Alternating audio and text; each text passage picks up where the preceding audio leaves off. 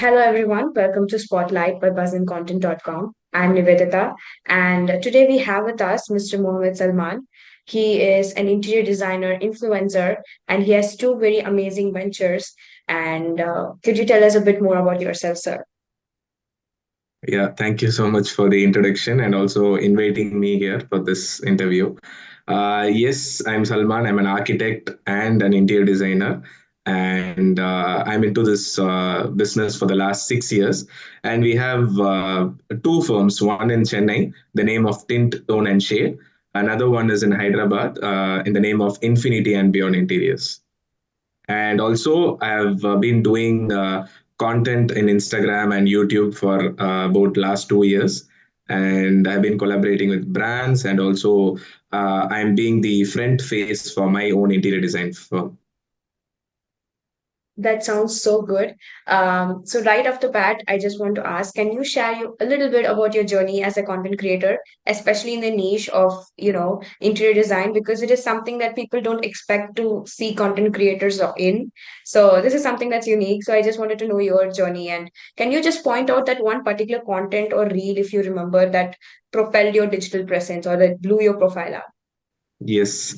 Actually, I'm not a very extrovert person who uploads video on Instagram. Since the time I've been using Instagram or any social media platform, uh, people to find me more like, posting pictures would be very rare. So being in this business, like interior design, we need to actually show the work which we have been doing, like for the clients or, for other people to see and, come to us. So this way, there was a breakthrough where we wanted to do branding for our firm, and we were looking out for influencers in the same niche. But unfortunately, we couldn't find because a lot of people were doing food blogging or lifestyle or fashion, and I couldn't find people in our niche who talks about interior design like how we understand it to be. So that gave me a spark that why don't I myself do it. I know it would have been really difficult for me to face the camera and speak without like getting worried or being conscious, but I started doing it. I thought let's do it and see, because instead of relying on other influencers to talk about my projects or what the work we are doing, why not I myself voice out and see how it works. And while doing so, I started initially by talking about my projects, like the walkthrough of the interior design residence, which we have done for our recent clients. And from there, I got a product which I got exposed to. It was a product which was newly launched at that time called Indowood. It's a substitute for a plywood, and it's very eco-friendly and sustainable. So that product, I did a reel, and to my surprise, it reached more than like 1.5 million views. That was the first reel, which was a breakthrough for my content creation. Okay, I thought maybe I can do better. Like people really want solutions or new material finds and trends and all these things. So yeah, that's. I hope that answers your question. Yes, that does. And that's very interesting to notice. And also the way you said let me myself do it, let me myself like represent, be the face of the firm and everything. That kind of shows the kind of content that you create, that you really want your content to be authentic and stand for what it is. So have you always known that interior designing is something that is your calling, or did it happen naturally, or like how did you get into it? uh, Being an architect, I was always fascinated to execute architecture projects. Like coming from an architecture background, it was always about design. Designing amazing, buildings or the space planning and all these things. But when coming to reality, like when stepping into the industry, had faced a lot of difficulties in landing the right project for us to work and grow as an architect. So, and also it was very time consuming. Like if you take an architecture project, it will take somewhere between like 1 to 2 years or 2 to 3 years, depending upon the scale that you would able to bring that vision to reality. So, but when you take interior design, for me, I always felt like even though the elevation of it gives you an amazing, like the architect design or something, it was always about the inside, which gives that emotions or invokes that lot of things inside the space. So interiors like I started, getting inspired by the restaurants I visit or the residents which I, like I meet people, and I thought of, okay, maybe this is something creates a style for a person, like their lifestyle, or it is always related to fashion, and I was always fascinated about fashion since my undergrad. So I always wanted to try, okay, maybe if architecture is taking a longer time to design and execute, interior was like very much like a time saver for me. I could execute a project from design to execution in 6 months or 1 year maximum, but a lot of projects can be done within 3 to 4 months also. So as a business entrepreneur and also an someone who loves interior design, I thought maybe this is my go-to venture.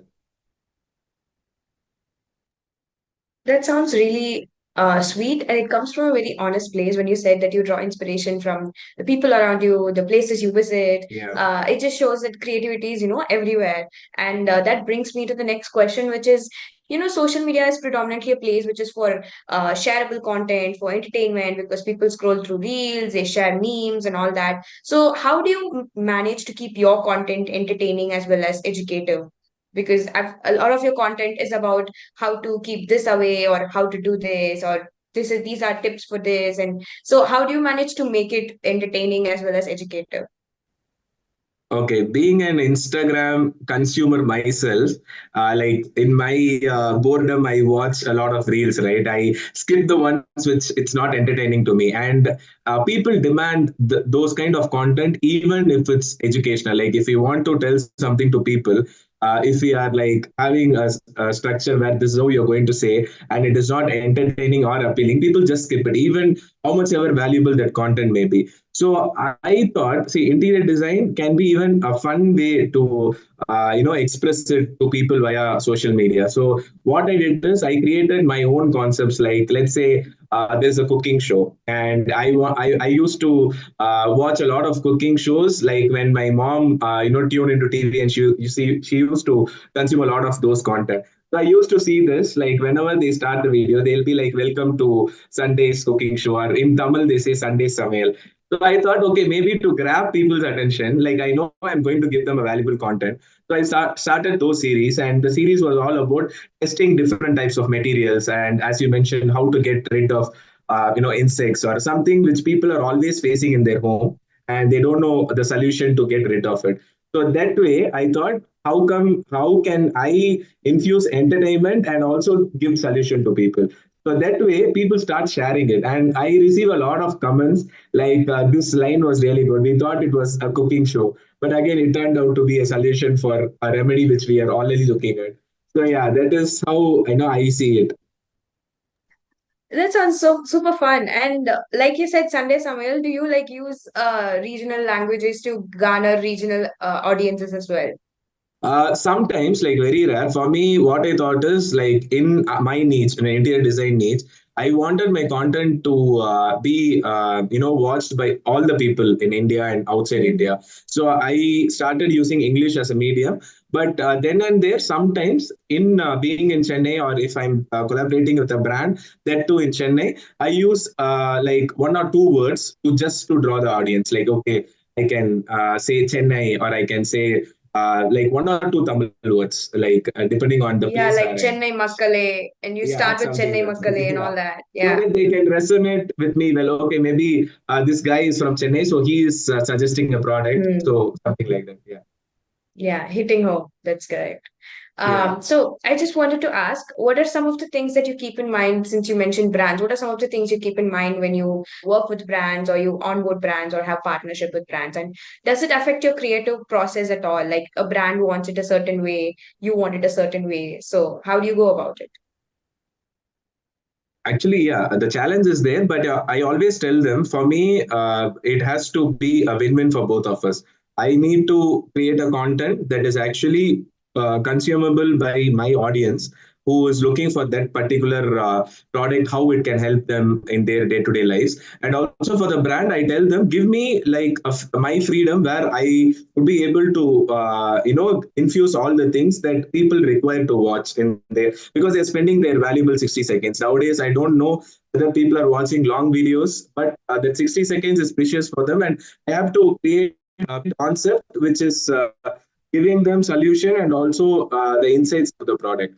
I always tell them, as a brand, whoever collaborates with me, I tell them, don't give me too much details, like, because people doesn't want too much details. They want a simple reel and a solution based reel, so that you will also get a lot of reach, a lot of shares, and in turn the people who wants to buy your product, they will buy.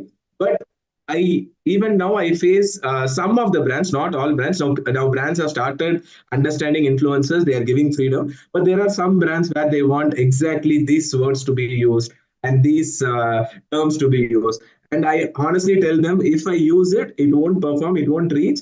And I have even actually proved them right. So then they told me, okay, you can take it down and you can do it in your way. So yeah, it happens now and then, but now okay, like a lot of brands are able to give us that space and freedom.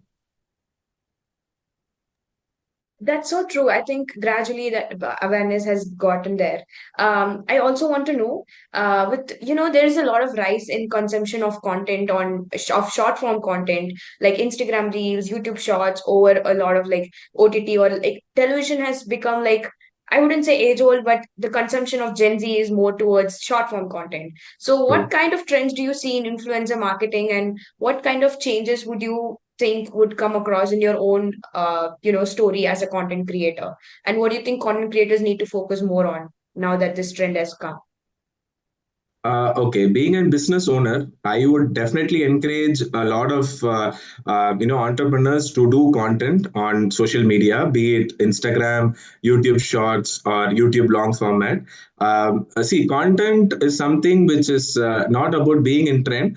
I feel a lot of people are still getting there, like they are, because this is the traditional marketing is has long gone. People nowhere seeing newspapers or the flyers which they used to pass to us via newspapers or something. I think it is all getting reduced, and they get all the information like with their phone. Like they can Google it up, they can see Instagram, and they can follow pages which they really need.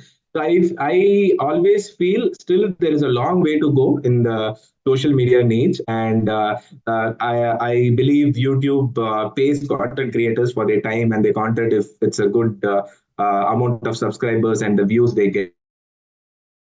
Instagram has just started it. Maybe I've heard in United States they have started paying their influencers, like the people who create content. So I feel maybe in India and everywhere they should start, so that it encourages the person to do more content, and in turn the time they spend can be turned into money. It shouldn't go waste, like just sitting on the camera and speaking, and it doesn't give them like reach, or it's not getting connections or maybe the right network to make money. Then I feel it is not right to do it, right? So I feel whatever content we do or consume, it has to have some value, so that the time which we spend like watching each reel or video should be very something that gives you that exact thing which you need, like in terms of money or your networking or something.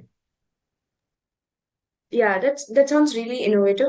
Talking about such trends, I would like to ask, what are some of the I mean, Instagram did come out with a lot of updates. There's also Meta AI going around. So we'll talk about AI a bit soon, but what are some of the new features on Instagram that you really, really like, or some features that you really think Instagram should have so that it helps content creators?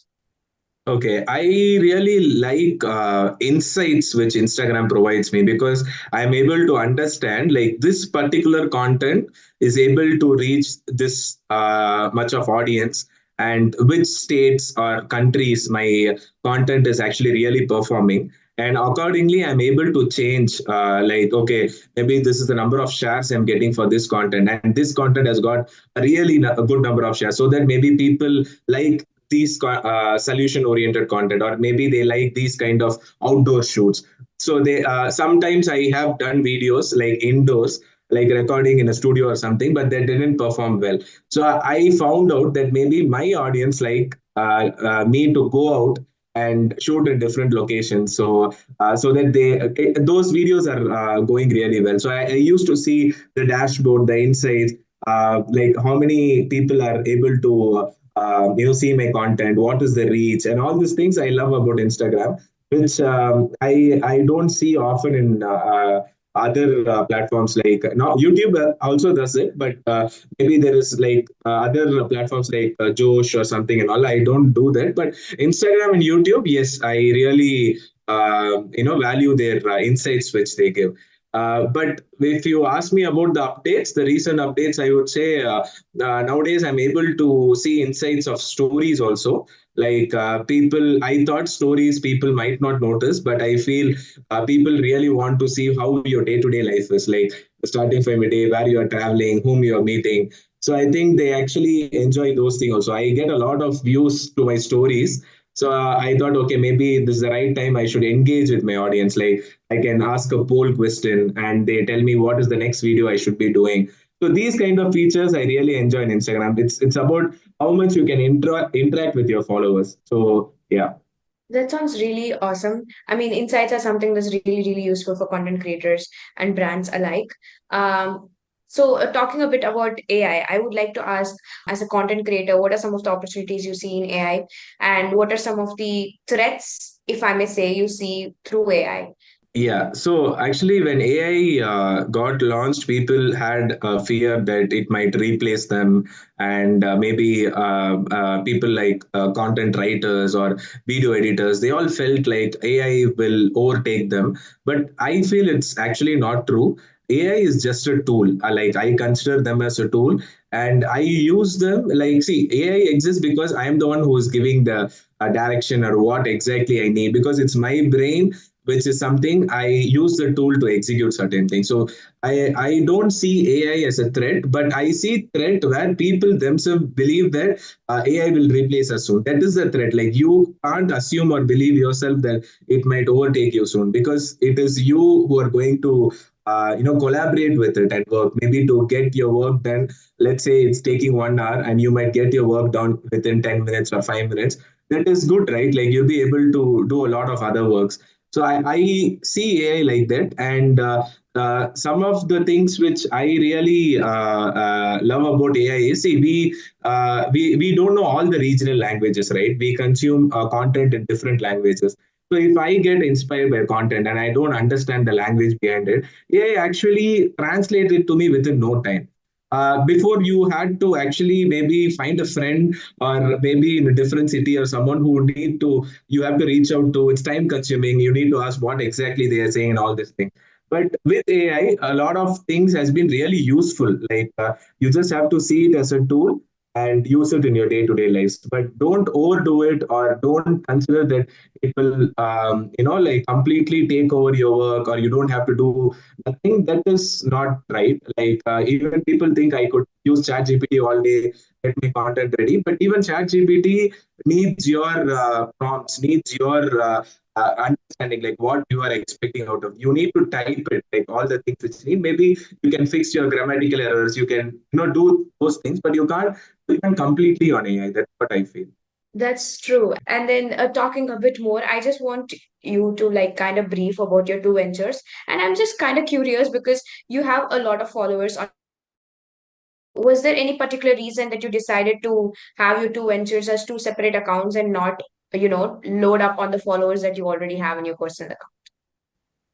Okay, actually, the truth about having two different names is, see, we as a brand, we thought, why not we have a studio which focus on us a kind of separate niche of clients. Let's say a luxury segment is what we felt when we entered the Hyderabad market. We felt there is a very big scope to attract the high segment, or the different set of clients. So that is why we try to have two different names. But the thing is that, and one more reason also I would say is, we had different partners and organization in Chennai and Hyderabad.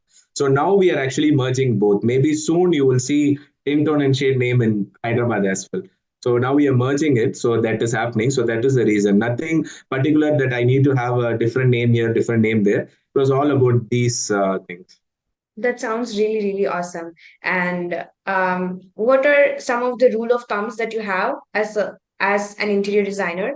And what are some of your favorite tips to give to people or to any beginners who know nothing about interior design? Okay. For me, this thing I always even share it with my team. I used to tell them like interior design is not just for the looks or aesthetic appeal. I always say like use your creativity, your design to make it functional as well. I've always seen like whenever I visit my friends or relatives' home, they would have spent a lot on interiors and things like that. But I always felt a small shoe rack will have all the shoes and slippers lying around it. I'll be asking them why it is outside. They'll say there is no space. Then what is the point of designing that unit?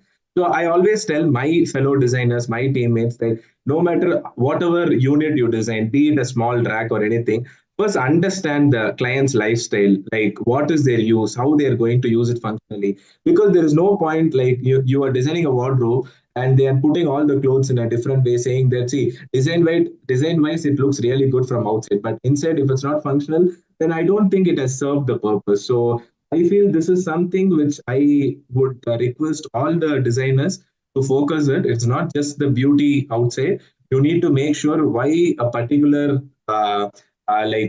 design element you're doing there, is it functional, are they going to use it? Yes, you can show your aesthetic on the outside, maybe the variations or the patterns or something. But when you are designing unit, the inside part is all about making the client's functional use to put into you. So that is something which I always tell them.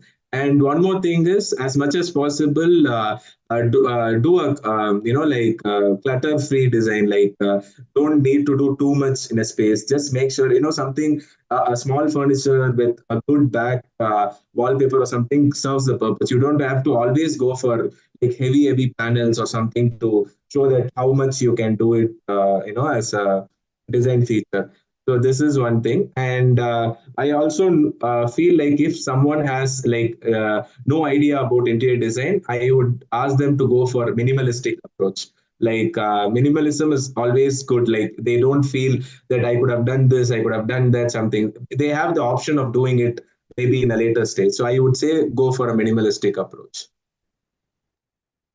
And minimalism is a trend that is catching on pretty quickly. Yes, So it's that does actually work. okay. One more thing is it's maintenance free. Like you don't have to worry about a long term maintenance. So that way, yeah, minimalism is really the a good option. Yeah. So last but not the least, I just want to ask, what is some form of content that is quite prevalent on social media that you really want to get on board on?